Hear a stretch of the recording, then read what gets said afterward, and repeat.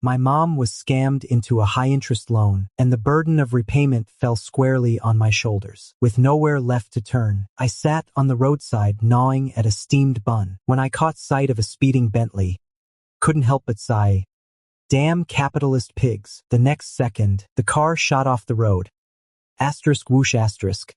Plunged straight over the cliff into the sea. Was that even my fault? Out of kindness, I pulled the driver out and rushed him to the hospital. Luckily, he wasn't seriously hurt, just a massive lump on his head. As I was scratching my head over how to track down his family, the news came on. Urgent missing persons alert. Mason Chun, CEO of Chun Group, is reported missing. A vehicle has been recovered from the sea, but no sign of Mason yet. If anyone, the anchor kept droning on, but my attention had already drifted. CEO of Chun Group? That wealthy playboy's heir? I turned back to stare at the guy, face swollen like a pig, and quietly hung up the call I just dialed. Just then, Mason slowly came to. Our eyes met. He blinked in confusion. "Who the hell are you?" He glanced around the room, then asked again, "And who am I? Amnesia?" Really? My eyes flickered, conscience warring with temptation. In the end, the darker side won. "How could you forget me?" I lied, my voice unsteady, stumbling out, "I'm Samuel, your lover." Mason frowned, glanced down at himself, checking his gender, then looked back at me. "Lover?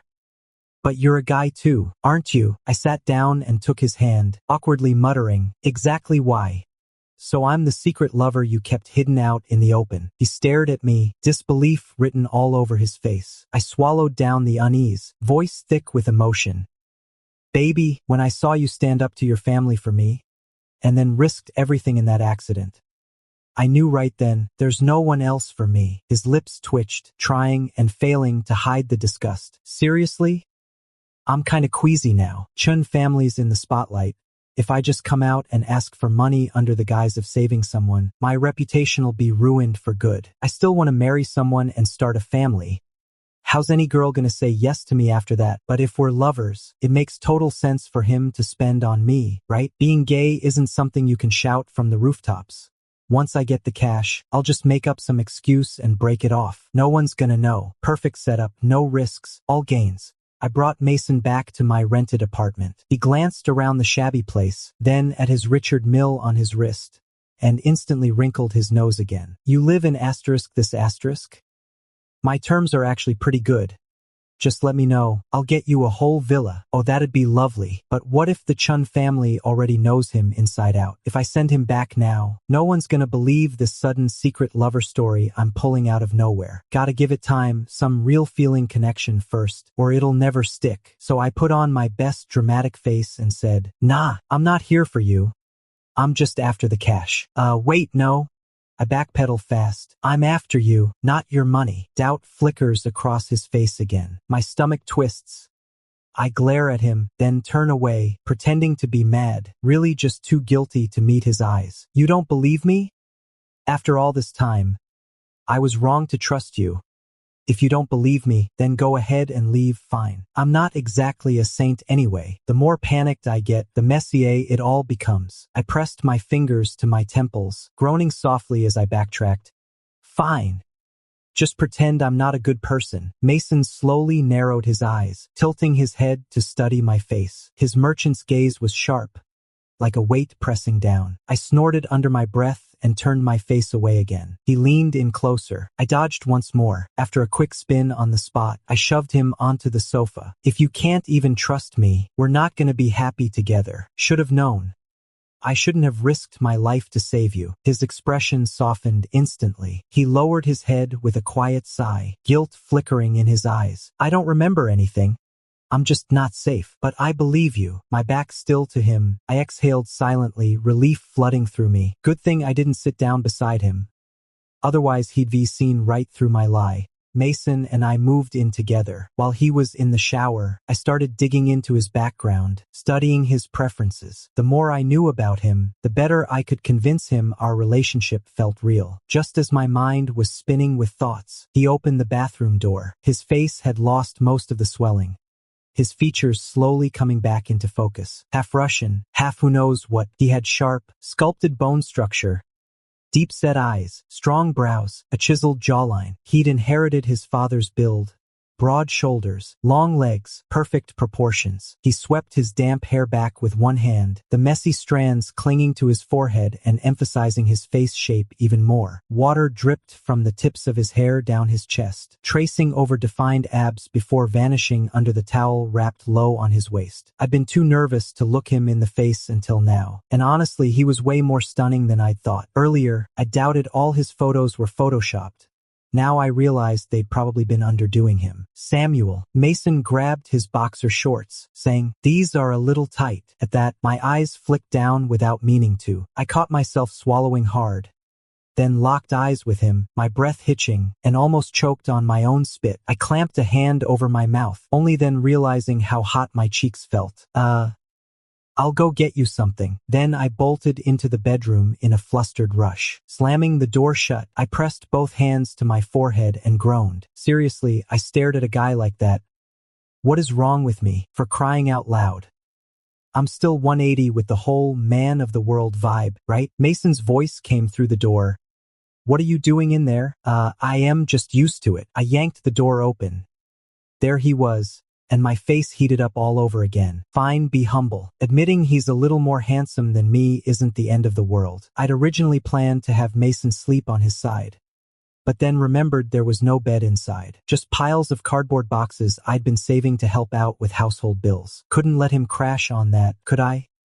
Should I just buy a real bed? But that'd be adding salt to the wound when my wallet's already bleeding. Seeing me freeze, Mason asked, "What are you doing?" I stared at his unfairly perfect face, and my heart kicked up a notch. "So what if we sleep together? We're both guys. What's the big deal?" That night, I curled up to the edge of the bed, trying to keep some space between us. But as soon as Mason lay down, the single mattress turned cramped in an instant. His shoulder pressed against mine, so close, the blanket stretched taut between us. I stiffened, not daring to move, but he shifted awkwardly, shrugging slightly. "Samuel, did I used to like sleeping this close with you?" "Yeah."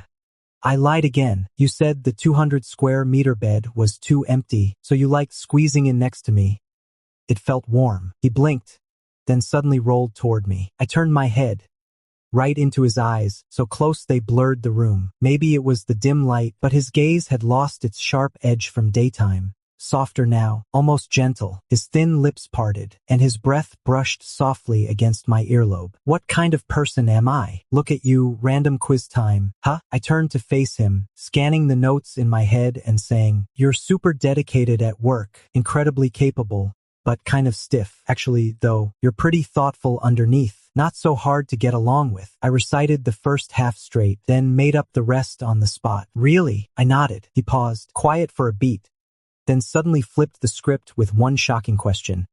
"So, am I the top one or the bottom one?" "Oh, that's way beyond my level. Never covered this stuff before." Going with the don't get played rule, I said, "I'm the one on top." "Really? Of course. You think I'd lie to you?" His gaze slowly traced over me, paused for a beat, then asked, "So, what's it feel like? Do all businessmen talk this blunt?" Staring into his eyes, full of curiosity, I couldn't help but blink so fast it felt like sparks were flying. "I'm not the one down there." "How would I know?" "You're asking too many questions. Don't overthink things before bed. It'll make you go bald. Just sleep already." Then I grabbed his open mouth, pulled the blanket up, and rolled away, pretending to be asleep. Mason didn't say another word, but his gaze locked onto mine.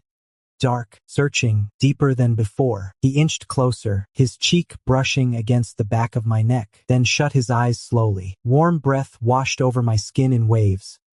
I fought down the goosebumps and forced myself to pretend to sleep. My heart pounded like a drum. Must be my conscience giving me hell. I'm working 2 jobs just to pay off the debt, and now he's stuck at home healing up. Came back from midnight shift, only to find the kitchen burned black. Felt like the roof had caved in. Mason was curled up on that tiny sofa, eyebrows singed to hell. "I just wanted to make you dinner. Didn't know oil would catch fire." I poured water. Thought it'd go out. But then the flames jumped everywhere. He trailed off, completely baffled. "Why did the egg explode?" "Wait. Exploded?" He pointed at the microwave. "I don't know how to use gas. I just used this to heat it up." I said, "You're gonna blow up the microwave if you heat an egg in it." Plus, there's only gas in here. He blinked. Wait, I let out a long sigh and slumped down beside him. The kitchen's a total wreck. How much is this gonna cost me to fix? Seeing my face, Mason pulled off his watch and handed it to me. Sell the watch. Buy yourself a better place. I wish I could too, but something this valuable? The Chun family'll come looking for it for sure, and then we'd lose all the time we need to build something real between us. So I just forced a fake smile, playing along. You're cooking for me? I'm thrilled. How could I possibly be mad? Really? Absolutely. I grinned so hard my teeth hurt, hugging him tight and slapping his back like it was a drum. As long as I'm with you, anything's a good thing. Mason winced, eyebrows knotted. But all he did was nudge his chin against my shoulder. That said, I can't promise he won't torch the whole place next time. So I figured, might as well teach him how to cook myself. First, I showed him how to turn on the stove. Then came knife skills. The second, I saw him aim the blade straight at his fingertip. I yanked his wrist hard. You want to lose a hand? Even if I'm broke, I'm not that desperate. Definitely not eating your flesh. I stepped behind him, pressed close, slid my hand through his waist to cover his. Watch. Don't lift the blade so high. I was locked in, focused. But his gaze started drifting, unfocused. He turned just slightly, eyes flicking toward me. He's a few inches taller, and with the angle like that, I end up resting my chin on his shoulder. As I shift, my face brushes his neck now and then. When I noticed he was off target, I turned to correct him, and right into the tip of his nose, the cool brush of skin, and how close those eyes were. It froze me in place. Mason dropped the knife, turned to face me, his stare dropping slowly from my eyes down to my lips. Samuel, you said we're lovers. His lashes lowered, just a sliver of shadowed eyes peeking through, breath hot against my skin. So you must have kissed me 100 times. The words barely left his lips before he tilted his head, nose brushing mine. My heart stuttered, just in time to jerk my face away. Warm lips trailed from the corner of my mouth down to my cheek. Mason hooked an arm around my waist, fingers cupping my jaw. Why were you running? Then he came in again, harder this time. I was frozen, pushing at his face with both hands. Wait! He didn't listen. He seized my wrist and yanked it behind me, then lunged forward once more. Now I had to lean back, struggling to stay upright. He followed, leaning in low. I bent again, and with another dip, my foot slipped. We crashed to the floor together. Ignoring the sting, I scrambled to get up, but he pinned my hand flat on the ground. You don't want this? And no, not at all. Then why are you pulling away? I stammered, voice cracking. Kissing.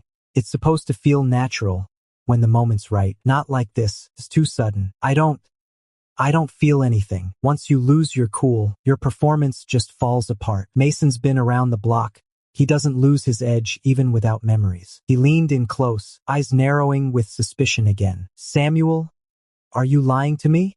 I'm Samuel, always a model student since day one. If it weren't for the loan sharks pushing me into a corner, I'd never have resorted to this. First time doing something I knew was wrong. I didn't even pretend well enough to fool Mason at first, and since I've been keeping my distance on purpose, his doubts only grew stronger. If I pulled away now, he'd notice something's off. Then all my effort would be wasted. Locking eyes with Mason, I mentally kicked myself into gear. It's just a kiss. Just slap lips and move on. We're both guys, we don't need to make a scene. I reached out, cupped his face, shut my eyes tight, and went for it, but the feel was off. I opened one eye, realized I'd planted a kiss right on Mason's jawline instead. What's that look for? That's how you treat your partner. Fine, no need to force it. He let go, stood up, and sank down on the floor like some tall, lanky, heartbroken man. Knees pulled tight, shoulders slumped. Guess I'm just a guy with cash, but no real love. Nothing more than a failure. Then let me, the broke one, shoulder your burden for once. Who said I didn't want to? I shoved him back hard, grabbed his face again, then pressed my lips onto his with full force. Mason froze for a split second. Then the faintest twitch at the corners of his eyes gave it away. He was smiling. Now that we'd gotten physical, Mason trusted me even more. Goodbye kisses before leaving, goodnight ones before bed, always lingering long. I was at the shop working late when another crisis hit. In a booth, Alexander flashed me a raised brow surrounded by male models. Alexander was a rich kid who'd slept with half the city's gay scene. He started chasing me after spotting me waiting tables at the hotel, then tracked me down here once he found out I worked at the bar. The manager said, "Sebastian's got his eye on you. He'll book the whole place if you're there. Business is awful right now. I can't afford to say no. Just do me a favor." Yeah, I shot the manager a look. "How about you do me a favor instead?" "I'd love to, but he's not interested in me. How about I throw in extra bonus this month?" "Fair enough. We've already pulled the cash. How can we say no?" I slide into the booth, and Alexander pats the empty spot beside him. "Samuel, you're finally here. Sit down." I keep it cool. "Got the drink?" "Got it. Got it." I drop onto the seat, clutching the bottle, shifting just enough when he leans in to shove it back into my arms, putting some space between us. He throws one arm over my shoulder and shoves the bottle right back. "Drink this. Your whole month's performance bonus is on me." I hesitate just as a male model reaches for a slice of watermelon. Then Alexander frowns, eyes snapping to him. "Who the hell gave you permission to touch my fruit tray? That's reserved for Samuel. So much as bite it and I'm calling security." Next thing, he waves off all the models. Just me and him left in the booth. Then he just waved the male models off with a flick of his wrist, leaving only me and him behind. Seeing I wasn't touching the drink, Alexander slid the bottle onto the table and pressed himself against my side. "Don't want a drink? Fine. Stay with me tonight. If you do a good job. No strings attached. You're off this shift." He leaned in, tongue flicking toward my earlobe. I twisted my head away while rising and unclenched my fists. Same game money, but Alexander. Nothing like Mason. Not even close. This life was killing me. I couldn't keep pushing Mason away anymore. Just as I grabbed the bottle to take a hard swig, the manager's voice cut in from the doorway. I turned, and there was Mason, already standing just behind me. One look at us tangled together, and he charged forward, grabbing Alexander by the collar and socking him square in the jaw. Alexander went down hard, clutching his face, groaning as he rolled on the floor. The client got hit. Manager panicked and rushed over to stop it. Mason grabbed my wrist, yanked me toward him, and pointed at Alexander. "You ditched me for him?" Dazed but back on his feet, Alexander spat out a curse, eyes blazing. "Who the hell?" Then he froze. The moment he saw Mason's face, his words died in his throat. "Mason?" Alexander blinked hard, rubbed his eyes, then scrambled up, still half-dazed, a handprint blooming on his cheek. He practically crawled toward Mason, grinning like an idiot. "Mason, what are you doing here? Heard about the crash. You've been missing for days. The Chun family's been searching everywhere." Mason kicked him away, then turned his full glare on me. "Samuel, you're really doing this job?" The words landed like a slap. "What kind of person do you think I am? Anyway?" I scowled, annoyed. "That's just how sales work." Alexander stared at me wide-eyed, quickly stammering, "I didn't even do anything yet." Mason shot him a sharp look. "So you were planning to do something?" Alexander's mind went blank, blurting out, "He's a sales guy. I just bought some booze from him. Since he was already here, I figured I'd make sure he had a few drinks." Mason stared at him coldly. Alexander wiped the sweat off his forehead, then admitted, "Mason, I really didn't do anything. I had no clue Samuel knew you. If I'd known he was close to you, I'd have treated him like royalty. I asterisk him. Okay. But he's turned me down flat. Honestly, there wasn't even time to do anything." Mason glanced at me again. "You rejected him?" I rolled my eyes and shot back, sarcastic as hell. "No way. I kiss every guy I meet, then drag them straight to bed for a 3-hour yoga session." Alexander's hands started shaking. His palms flew up in surrender. Samuel, please. I'm begging you, don't mess with me. My heart can't take this kind of scare." The manager had never seen Alexander so desperate. He stepped in right away. "Sir, we run a legit bar. Samuel's not gonna be mistreated." Mason finally gave a reluctant nod. Then he reached for my hand. "Let's go home." He reached over and took my hand, saying, "Let's go home." I yanked my hand away, furious. "I don't need your money. I don't need your pity over my job. But you actually doubted me?" "Mason, That really cuts deep. I turned away, sinking onto the couch and hugging my knees. My voice cracked with quiet hurt. Heartbroken isn't screaming. Real disappointment. It's not crying. It's silence. That cold, hollow kind. Alexander muttered under his breath. So awkward. Turns out, Mason, usually so stone-faced, actually softened up, dropping to his knees in front of me and saying, "Sorry that I messed up." My eyes were stinging from holding my breath, and I turned away with a pout. Mason's brows knitted together as he gently took my hand. "Samuel," he whispered, "I know I was wrong. Can you forgive me?" Alexander blinked in disbelief. "Wait. That's it. Really? He's a spoiled brat. Never even knows real work, let alone scrolling through videos all day." I bit my lip hard to keep from laughing, then went right back into the dramatic act. "I'm scared people think I'm only with you because of your money," I said, voice trembling. "So I've been grinding nonstop, just to prove our love isn't about cash. For you, I'd suffer through anything." Mason brushed my cheek with his thumb. "I know. After all that drama, not a single tear came."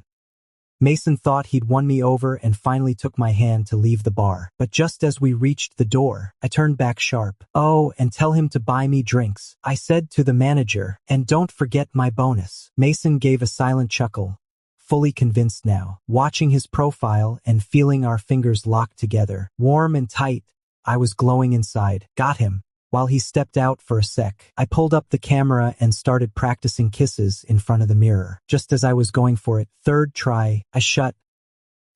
Click star. The door unlocked with a soft beep. Mason walked straight back in. "Samuel," he started, then froze mid-sentence.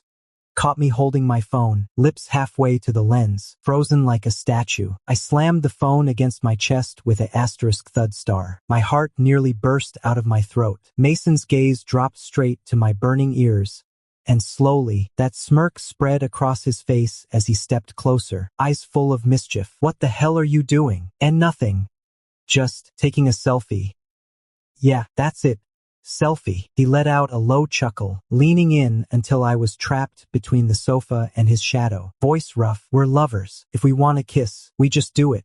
No need to practice with your phone." Then he cupped my chin, tilted my face gently, and kissed me. Mason flipped the phone over, catching the screen still frozen on recording mode.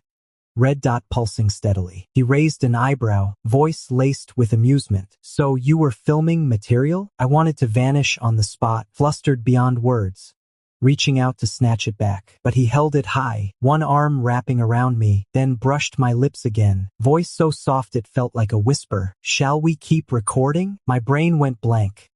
Somehow, I nodded, so he pressed record again, set the phone on the coffee table, lens pointed right at us. The red light blinked away, quietly capturing this long, sweet kiss. Long after, he finally pulled back, forehead resting against mine. "Satisfied? Not enough? I can film a longer one." I melted into him, limp and breathless, barely able to find my voice. "Save it first." He laughed. Saved the video, pressed it into my palm, then kissed my fingertip. "Keep it as proof, so you know exactly who you belong to." I tucked that little video, just the kiss, away with careful hands. Later, it became my ace in the hole when blackmailing Olivia, and Mason's favorite wedding proof to replay over and over. Alexander didn't hesitate. Sent the message straight to Chun family. The next day, Chun family's bodyguards were scurrying through every street looking for me. By then, it was too late. The deed was done. I let Mason go back home with a clear conscience. Before he left, he pulled me into a tight hug. "Samuel, wait for me. I'll give you the real thing when I'm back. Our name on paper." "Who cares about a name? I want money." My face lit up with emotion. I gripped his wrist, right where his watch sat. "Life without you feels like torture. Leave me something to hold on to, so I can remember you." Mason heard that and went even more soft. He held me close, kissed me long and deep, left me dizzy. Chun family's convoy rolled out in full force. Still hadn't put the watch on when someone knocked at the door. "Samuel, Madam requests your presence." In a lavish hotel suite, across from me sat a woman poised and regal. Olivia glanced at me with that cool, effortless smirk, then said, "Not bad to look at, but you're the wrong gender entirely." She leaned back into the chair, her expression sharp with pride. "I'm grateful you saved Mason. but I raised him my whole life and never once suspected he had a problem with his orientation. Where in the world did you even come from? Madam, me and him. It was love at first sight. She let out a cold laugh. Love at first sight? And just whisked him away like that? Madam, he really likes me. Olivia frowned slightly just as the phone rang. It was Mason. Mom, I need to tell you something. Olivia shot me a look. Mason said, I've fallen in love with a man. I'm going to marry him. I know this is hard for you to swallow, so I'll be staying at the office for now. Until you're ready to accept it, then I'll come back home. Olivia glared at me and hung up. I pulled down my collar to reveal a love bite, then held up the camera recording the video, flashing a sweet smile. Ma'am, want to see what's inside? Olivia's brows snapped together. She slammed her hand on the desk. You're out of your mind. Ma'am, no ill intent. Just asking for a little financial help. The kind that stays under wraps. She took a breath, calm returning, then sat back down. How much? I steadied myself and held up 3 fingers. Her eyes widened. 30% of the shares? I shook my head. 3 million. Olivia froze. Just 3 million? I nodded. Damn high-interest loan. Principal was only 800,000, and in half a year it blew up like this. What really pissed me off was, after the fees were deducted, I only got 8,000 in hand. Handing her the check, I passed over the camera. Olivia had totally lost that anxious look. Now she was casually fiddling with the camera like it was a toy. You're Samuel, right? I waved at her from the doorway while rushing out to grab cash. Honestly, you look like Mason's older sister. Thanks for helping. See ya, Auntie. That night, Mason called me on video. I faked being swamped with work and turned him down. You're always running into all sorts of people at work, he said, annoyed. I don't trust it. Why not just come stay with me? Please, you think your life's a walk in the park? You're probably grinding away right now too. Mason glanced down at his mountain of paperwork and gave a faint smirk. I mean it. I'll take care of you. Honestly, I was kind of turned on. Boss is calling me. I gotta go. He went to hang up. Mason made a quiet hum, then whispered my name. Samuel. Yeah, I miss you so much. I've gotta get back to work. After that, I stopped answering his calls. By the time Mason's return hit every news outlet, I'd already paid off the loan shark and was packing up to vanish. I heard Mason holds grudges. He'll tear me apart if he remembers I duped him both financially and romantically. I'd better vanish somewhere far away for 2 years. At the airport, I hadn't even checked the dozens of missed calls when 2 news alerts pulled my attention. In the video, Mason was in a sharp suit, stunningly handsome. A reporter asked, Mason, what exactly happened in the accident? My fault, I wasn't paying attention. I was staring at someone by the roadside and didn't notice the car drifting. Who could have caught your eye like that? Him, Mason said, his expression softening slightly. He was eating a steamed bun on the sidewalk. I couldn't stop wondering, how can someone's hair be so wild? Like it had been hit by artillery. The next story was even more explosive. Chun Group released a missing persons notice. High reward offered. Mr. Samuel, your lover is searching for you. Please contact us immediately upon seeing this message. With branches scattered all over the city, the announcement aired everywhere. The news spread like wildfire through every street and alley. It felt like a nationwide manhunt. Mason's phone rang again. I just turned mine off. After I stopped answering, he grew worried something might have happened. He rushed back to the rental, only to find it empty. Coincidentally, the landlord was cleaning inside. Samuel moved out. The man said, "Good thing. He paid all his overdue rent before leaving. He'd been behind on payments for ages? Yeah, never gave a dime until 2 days ago when he suddenly paid everything. Probably got a raise and moved to a better place." Mason frowned, a flicker of suspicion crossing his face. In the vast living room, Olivia stared at the camera in her hands, torn. Should she check it or not? Not looking meant she couldn't confirm if it was a recording. But watching could mean facing something terrifying. Just as she hesitated, Mason burst into the room. "Mom, have you seen Samuel? What did you say to him? He hasn't answered my calls in days." Knowing it was only a matter of time before he found out, Olivia finally told him. Mason let out a bitter laugh at the truth. "Mom, didn't I call you first? Yeah, didn't I tell you I was going to marry him? Didn't we agree? Fake the wedding, then bring me home once he'd signed the papers." Wait, you meant asterisk that asterisk? Olivia scratched her head. Sorry, sweetie, I've never been threatened before. I just got so caught up in the thrill of it all, I didn't really listen to what you were saying. Mason guns it toward the airport, and a fleet of security cars roars out in pursuit. Olivia stops second-guessing and flips on the camera. In the video, I flash a peace sign at the lens. Then the recording cuts out abruptly. Olivia freezes for 3 seconds. That kid played me? As I head through security, I glance back longingly at the distance. Finally free of the debt burden, I could finally start living for myself again. But soon I noticed something was off. Suddenly, a wave of men in black suits surged through the crowd, each one scanning the area with serious expressions. Gang trouble? Where's security when you need them? I was just craning my neck to look around when a familiar figure caught my eye. Mason appeared in the crowd, looking worn but strikingly sharp. Then, over the loudspeaker, an urgent message rang out. Urgent missing person alert. Mr. Samuel, your partner is searching for you. Please come to the service desk immediately upon hearing this broadcast. So you're the one coming to grab me? I spun around in a flash, ducking behind the crowd, silently praying not to be spotted. Just as I'd made it to the security checkpoint and was stepping through the gate, someone suddenly yanked me back. My eyes met those familiar ones, sharp and unmissable. Mason, usually so put together, looked a mess, hair wild, tie crooked, face dark with stormy fury. He stepped forward, gritting out, "You think you can just vanish? Your husband's still here. Where the hell do you think you're going?" Oh no, I froze, staring at him, instinctively trying to pull away. In that split second, 100 nightmares flashed through my mind. What he'd do when he finally got his hands on me. No answer. He took another step closer, the air thick with danger. A few days apart, and you've already forgotten me? My eyes zeroed in on the dark circles under his eyes, and before I could think, the words spilled out. A few days apart, and you look like hell. Mason froze, all fury draining from his gaze. He yanked me into a crushing hug. Almost didn't make it. He buried his face in my shoulder, the grip so tight I winced.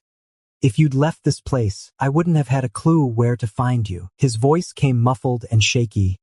"Samuel, don't walk away from me. You don't hate me, do you? 3 million. If you say the word, I'd hand it over. My life's yours. I owed you that the second you pulled me from the edge. Money? What's money when you're asking for stars? I'll climb the sky and bring them down for you." It was a cliché straight out of every bad romance novel. Yet I felt my chest tighten anyway. Then, in an instant, Mason's expression hardened. His eyes turned cold and sharp as he pinned me with that stare. "Make me worry like that again. You're gonna owe me twice over." My stomach dropped. My hand instinctively brushed the spot where my ribs still ached from healing. Honestly, I'd rather he just cut me down now. An airport security officer spoke up, forcing a fake smile and tilting his head slightly. "Gentlemen, we're working here. Please keep the peace." In the end, I still boarded the plane, but it was with Mason, to be exact. He dragged me out of the country. No choice in the matter. "You're such a pain to deal with," he said, giving me a small smirk. "Guess I'll have to keep you chained to my side. Same-sex marriages legal abroad. I've already filed the paperwork. Once we land, we can register straight away. Oh, and a honeymoon while we're at it." That message hit me like a lightning strike out of a clear sky. I wanted to run, but I was already on the plane. I mumbled weakly, "I need to go to the bathroom." Mason saw right through me, watching me disappear into the restroom with a quiet chuckle. "Go ahead," he said. "Run all the way to the edge of the world. I'll bring you back." Extra story. Got a friend's wedding invite. Mom was on my case again about getting married. Frustrated, I hit the road for some air and then noticed someone by the side of the road. He was crouched down, munching on a steamed bun, staring right back at me. Messy hair, but somehow had this unexpectedly sharp face. I zoned out completely, forgot to turn the wheel, and plowed straight into the sea. Woke up after the crash. And there he was again, probably from the concussion. I couldn't remember a thing about the accident. So I asked him who he was, what I didn't expect. He gave me this look. Torn, tangled, full of something heavy. So I played along. Acted like I'd lost my memory entirely, and he actually bought it. What stunned me even more? He said, "I'm Samuel. I'm your lover." Lover? What the hell was he planning? I followed him home, tested him with my watch, no reaction to money at all. Could this guy actually be in love with me? First, he wouldn't even look at me. kept fumbling over his words like a kid trying not to get caught. I played dumb, letting myself get hooked on the silly little performance he was putting on. But soon, I realized things were slipping out of my control. I actually wanted to get close to him, and that was a mess. Part of me kept screaming it was wrong. Yet I couldn't stop myself from reaching for him, until that night, when things nearly got out of hand. I scared him so bad he bolted. Only after I snapped back to reality did I realize how insane my behavior had been. I wanted to apologize, so I followed him to a bar, only to walk in and see him wrapped up with someone else. My brain short-circuited. I went after the guy and laid him out cold. Samuel's face, shocked, then lit up. Then he forced this fake angry act like it was second nature. He even copied me, dropped to his knees and cradled them like I'd done. I knew it was an act. But damn, that wounded look still got under my skin. The second I crouched down, I knew I was done for.